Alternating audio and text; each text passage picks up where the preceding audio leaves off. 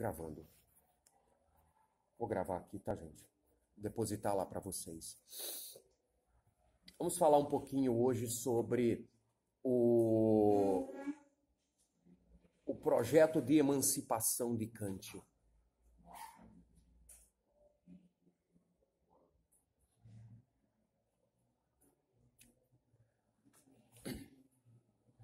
No que diz respeito ao projeto de emancipação de Kant, Kant fala, entendeu, da autonomia do sujeito.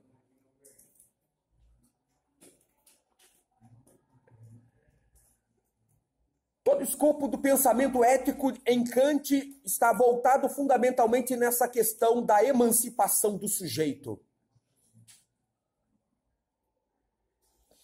E quando eu falo libertação do sujeito, emancipação do sujeito, eu falo em liberdade do sujeito, em liberdade do indivíduo. Quando eu falo em liberdade do indivíduo, numa linguagem kantiana eu falo de autonomia do sujeito. Mas esse projeto de emancipação do sujeito está voltado fundamentalmente ao racionalismo, ou mais propriamente dito, ao iluminismo. O projeto iluminista era um projeto que visava fundamentalmente a autonomia do sujeito. O projeto iluminista visava justamente a libertação das consciências individuais e, consequentemente, coletivas. Segundo a mentalidade iluminista, o homem deveria passar por esse processo de emancipação. Segundo a mentalidade do iluminismo, o homem deveria se libertar das antigas algemas, das antigas amarras.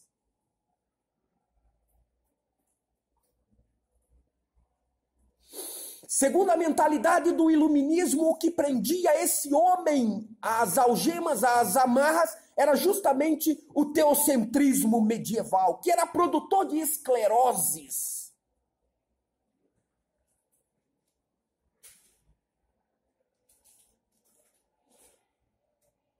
Segundo a mentalidade do iluminismo,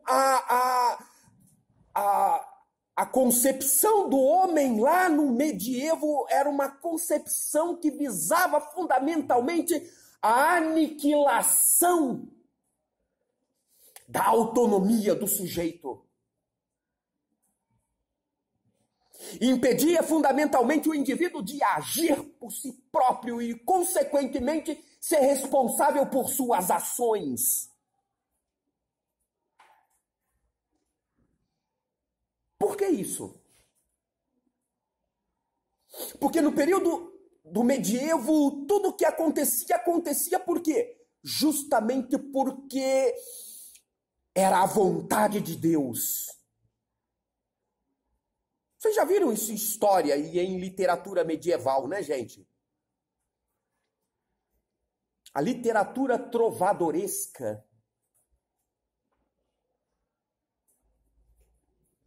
História é chamado em história esse período também de período teocentrista. Por quê? Porque a ação humana estava subjugada, submetida à divina providência.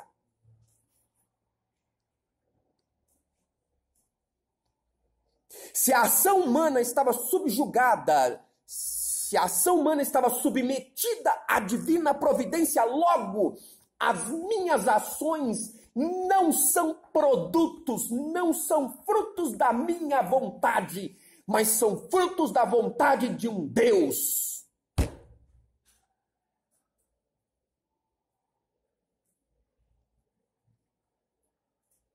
Se são frutos da vontade de um Deus, no caso do período, mais especificamente esse período do Deus cristão, ou seja, se as minhas ações são produtos da vontade dele, logo, tudo aquilo que eu fizer farei, por quê? Porque as minhas ações já foram pré-ordenadas. Logo, não sou responsável por elas.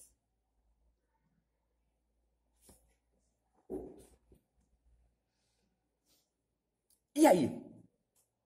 E aí que o iluminismo visa justamente libertar o homem, justamente dessa concepção. E ao propor a libertação do homem desta concepção, propõe mais ainda, propõe que esse indivíduo ele tenha autonomia, ele seja autônomo e não heterônomo no que diz respeito à sua ação.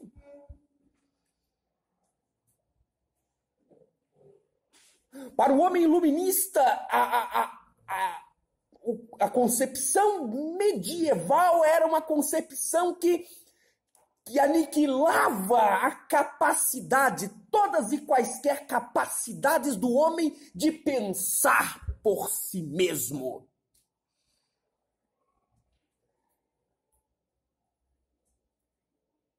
E esse era o projeto do Kant.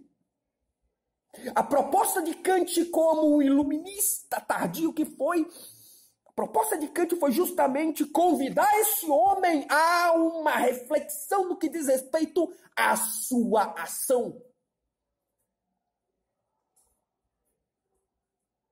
É chamar o homem a uma tomada de consciência.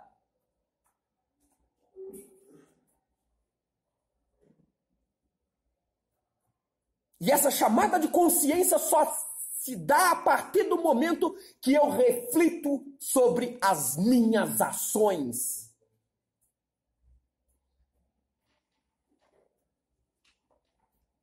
Eu só tomo consciência a partir do momento que eu reflito sobre as minhas ações.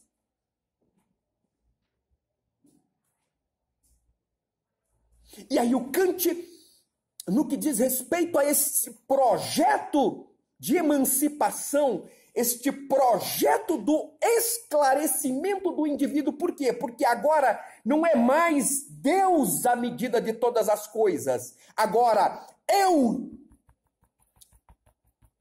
mais ninguém, eu, enquanto sujeito, sou medida de todas as coisas.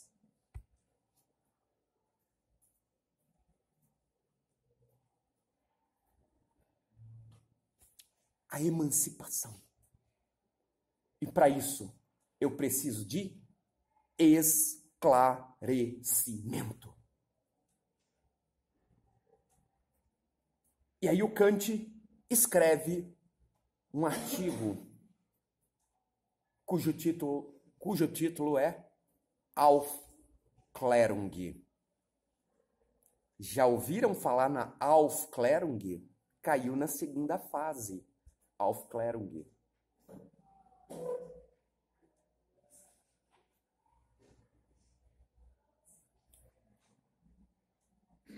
O que significa essa palavra?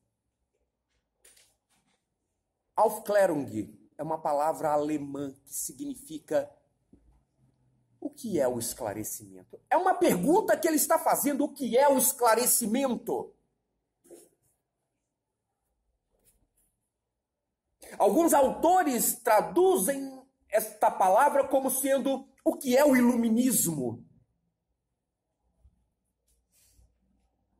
A maioria esmagadora dos pensadores que trabalham o Kant, ou seja, a maioria esmagadora dos kantianos, traduzem esta palavra como sendo o que é o esclarecimento.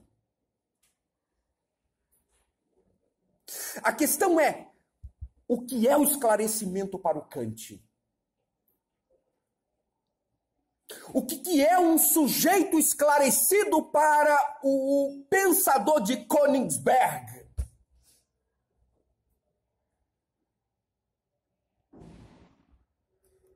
Escrevam aí. Esclarecimento é a saída do homem do seu estado de menoridade para o estado de maioridade.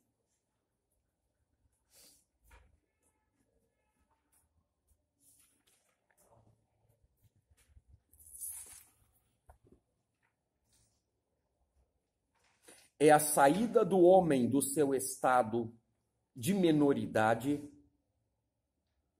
para o seu estado de maioridade.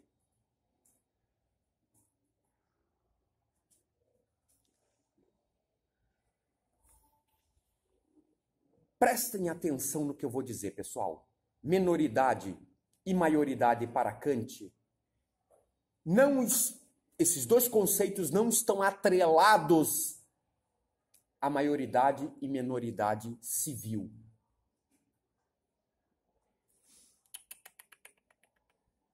Sabe por que eu estou falando isso? Porque eu já vi provas, tá, de segunda fase e o camarada escrevendo lá maior de 18 anos e menor de 18 anos. Tem que dar um tiro no dedão do pé. Aliás, no dedão não, no pé para gangrenar e de fuzil. Aliás, de fuzil não, de calibre 12. Para explodir o pé do indivíduo desse. Previator, eu vi. Ninguém me contou, eu vi. E alunos de lugar dito bom em Londrina, para escrever lá maior de 18 anos. Eu olhei, meu, vai a merda, meu. Porra, tu teve a pachorra de colocar isso na prova? Coloquei. Tem que dar alfafa para você comer. Gente, vocês me conhecem já há 500 anos, 20 anos estudando comigo. Gente, eu falo mesmo, não tô nem aí.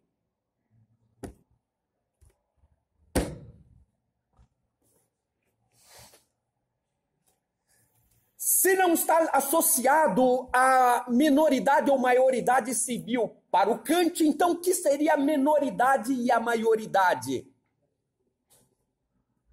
Menoridade para o Kant é a incapacidade que o indivíduo tem por si mesmo de servir-se do seu próprio entendimento, estando sob a tutela do outro. Essa é a definição ipsis literis que está lá no texto de Kant.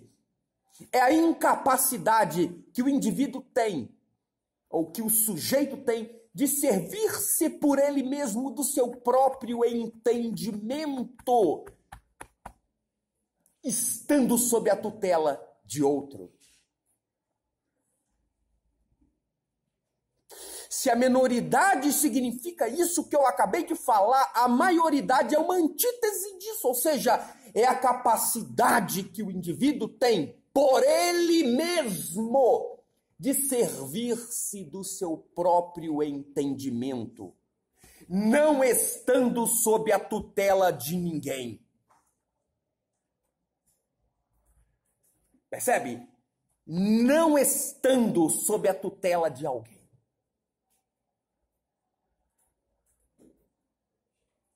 A questão é que, para o Kant, o maior responsável pela menoridade é o indivíduo, é o próprio indivíduo.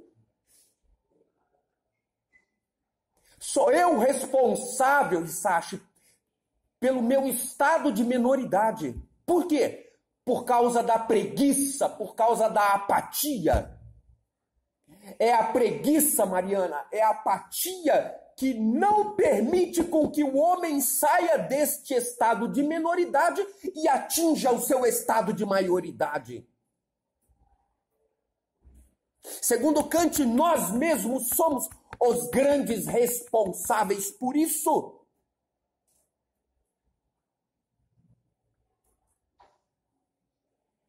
E aí? Como se libertar disso? É através do conhecimento. Somente através do conhecimento nós podemos sair de um estado e atingir outro.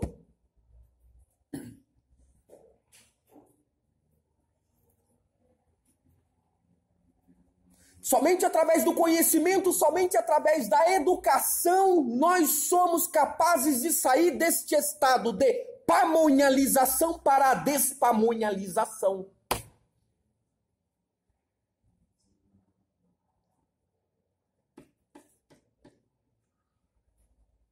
A questão é que quando nós transportamos para o outro, a partir do momento que nós delegamos para o outro uma tarefa que é nossa e não fazemos por causa da preguiça e da apatia, quando nós transportamos para o outro uma tarefa que é nossa de pensar e, portanto, agir, o outro vai pensar e, portanto, agir em nosso lugar.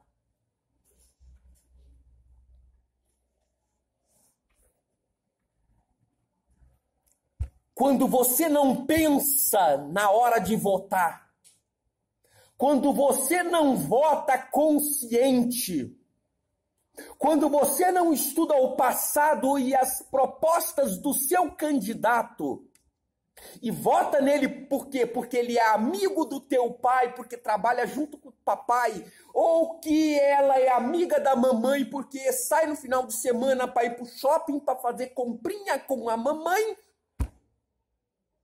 você vota nessa pessoa justamente por uma questão de camaradagem, por uma questão de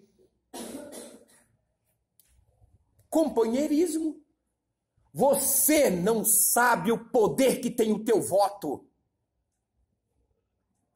Você não sabe que ao colocar lá sua cédula na urna, ao digitar lá o número do teu candidato e clicar, digitar lá, confirma e aparecer a cara do cara lá com aquele sorriso de Mona Lisa, na pior das hipóteses, na melhor das hipóteses, um sorriso Colgate irresistível. Você está transferindo, delegando poderes e autoridade para esse cara. Você está dizendo, em outras palavras, faça o que você quiser e bem entender em meu nome. E aí você vai reclamar do cara? Mas porra, como é que você vai reclamar do cara, meu? Se você deu carta branca, você deu investidura, plenos poderes para esse cara agir em teu nome. Ah, mas ele só está fazendo cagada lá, só está fazendo burrada. Por que tu não pensou na proposta do cara? Por que tu não estudou a vida do cara antes, pô? Agora vem reclamar? Vai chorar sobre o leite derramado? Da mesma forma é no tocante à religião. Percebe que o Kant está rompendo com conceitos metafísicos, e ao romper com conceitos metafísicos em seu criticismo, ele estabelece uma filosofia transcendental. Está criticando a religião também, gente.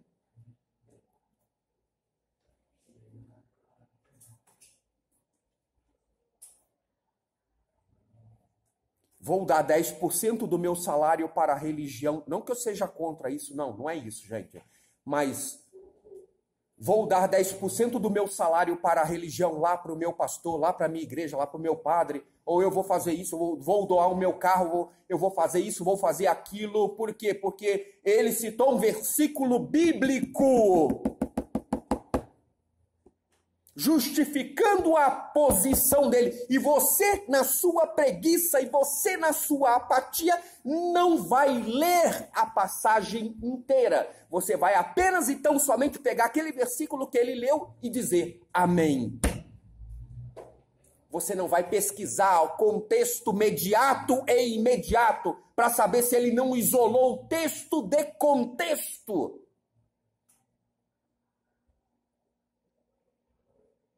E aí, resultado, o cara compra rádio, o cara compra emissora de televisão, o cara compra isso, o cara compra aquilo, compra Lamborghini, compra Ferrari, compra jatinho, e você lá na mesma merda. E o cara andando de jatinho e de Lamborghini e de Ferrari para cima e para baixo.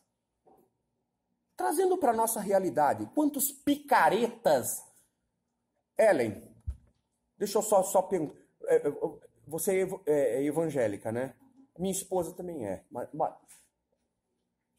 nada contra. Eu sei que tem muita gente boa. Mas o que eu tô falando não é realidade?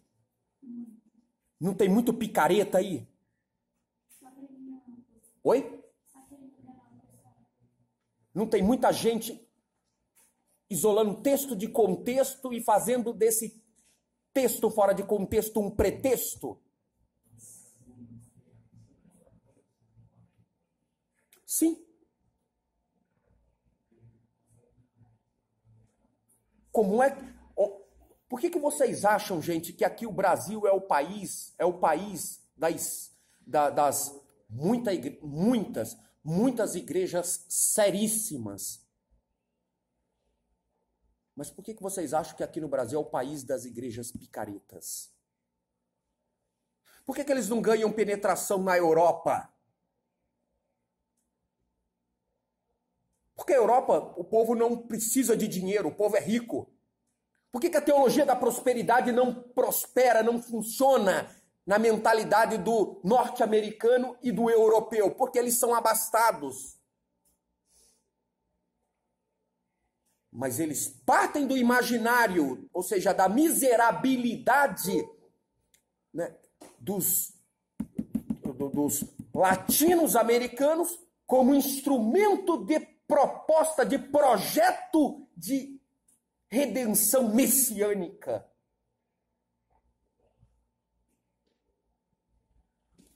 Mari, eu estou falando besteira, Mari? Não é muito presente isso? Por que isso?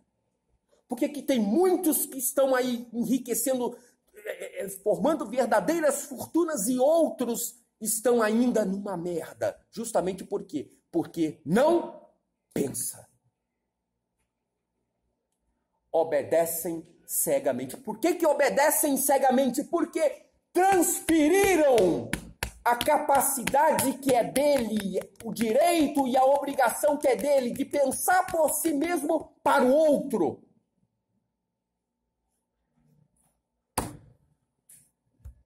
Mas é somente, como eu disse, só retomando, é somente através do conhecimento, é somente através da educação que eu saio deste estado de coisas, ou seja, desse status quo.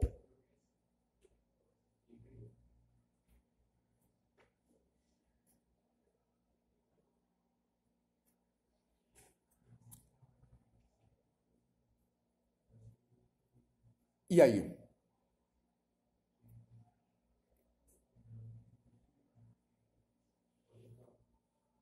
O que é que vocês acham?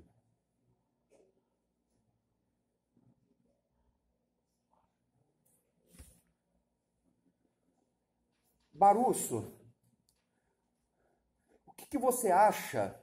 Como é que você avaliaria o projeto de emancipação a partir destas categorias segundo Kant? Como é que você avaliaria esse projeto de emancipação kantiano?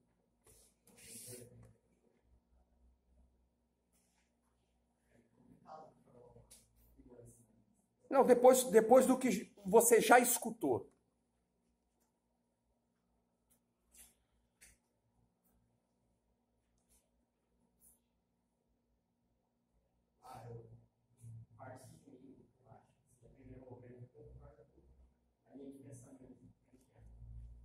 Tá, eu digo, qual é a avaliação que você faria de tudo isso? Uma síntese de tudo isso?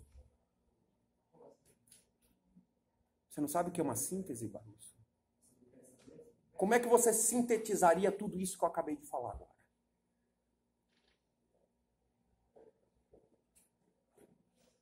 Eu sintetizaria através de uma palavra que permeia todo o pensamento iluminista kantiano. Sapere aude, ou seja, ousem saber. Sapere aude, ou seja, ousem saber. Tenham coragem para saber. Tenham coragem para conhecer. Queiram conhecer.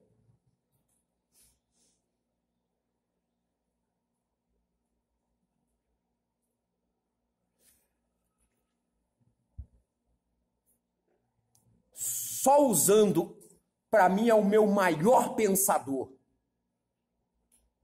É quem eu deposito toda a minha confiança sem restrição. e não titubio no pensamento dele. Para mim, o homem falou, tá falado. João 8:32. Evangelho de São João, capítulo 8, verso 32. E conhecereis a verdade, e a verdade vos libertará.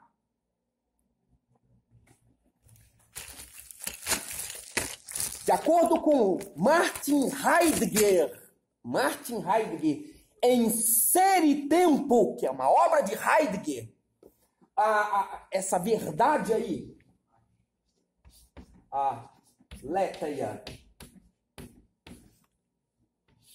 está associado ao conhecimento.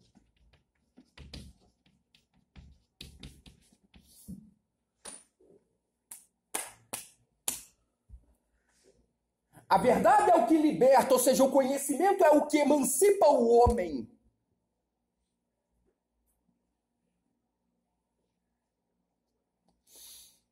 Dialogando agora com Platão, só para nós definirmos tudo isso, o homem, ele só conseguiu libertar-se a partir do momento que ele ousou saber, ou seja, a partir do momento que ele ousou conhecer outra realidade que não era aquela realidade que ele havia vislumbrado até então. Ele só pôde conhecer a verdade a partir do momento que ele saiu fora daquela caverna e pôde contemplar a luz do sol. Estou dialogando com Heidegger e Platão, gente. Kant dialogando com Heidegger e Platão acerca desse processo de emancipação do sujeito.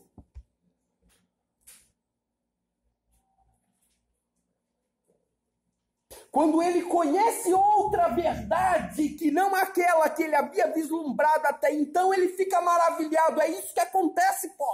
Quando o homem tem acesso a outros tipos de conhecimento, quando ele vislumbra outras realidades, ou seja, quando ele sai lá do interior da sua caverna, da sua caverninha, da sua bate-caverna, quando ele sai da menoridade e vai lá para fora e atinge o seu estado de maioridade, aí ele fica o quê? Maravilhado. O que levou isso? A dialética, o que permitiu, segundo Platão, a dialética. Ou seja, segundo Kant, é o sapere aude.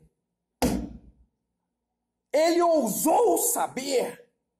Ele ousou conhecer.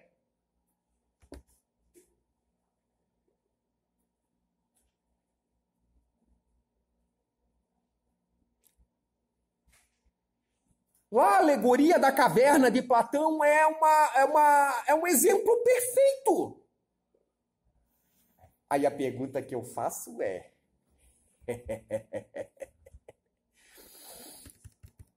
Uma vez que, lá na alegoria da caverna, né, essa alegoria me permite uma análise tanto política quanto epistemológica,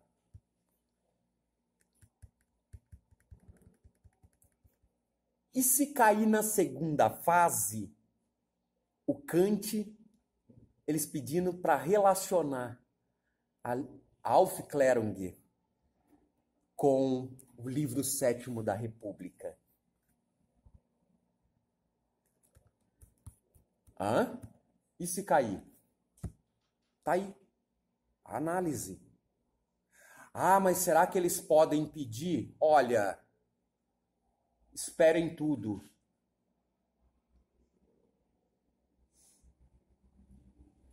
E você pode até transcender mais, você pode dialogar com Heidegger em Ser e Tempo.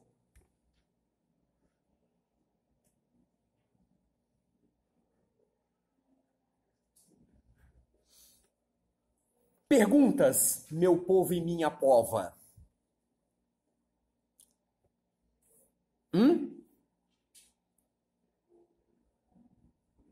Pessoal, vocês entenderam?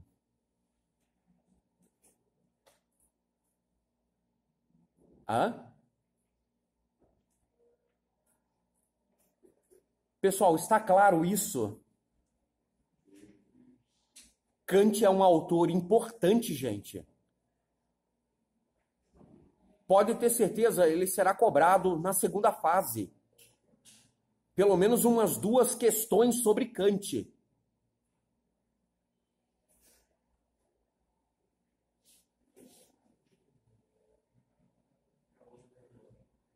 Oi? O que foi aí atrás? Alguém quer falar alguma coisa?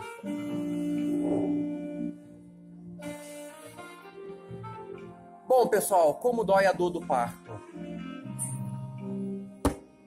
Ficou claro isso para vocês?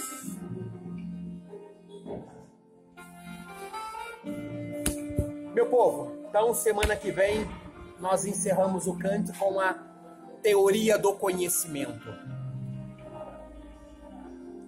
Por hoje é só, tá? Se vocês gostaram da aula, deixa o seu likezinho aí embaixo, deixa o seu comentário, né? Se não gostou também, não precisa me encher o meu sacrossanto saco aí fazendo comentário idiota, tá? Ou vai a merda todo mundo também. Tchau, gente. Até semana que vem, tá? Tchau, tchau.